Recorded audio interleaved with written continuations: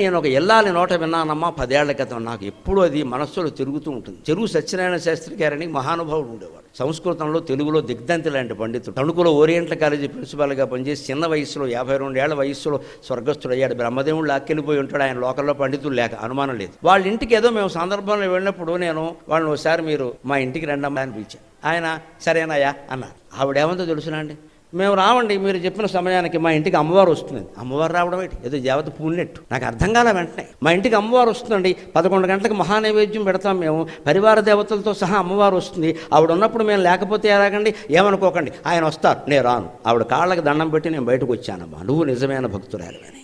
అమ్మవారు పరివార దేవతలతో సహా ఆ ఇంట్లో ఉందని ఆవిడ భావన చేస్తుంది.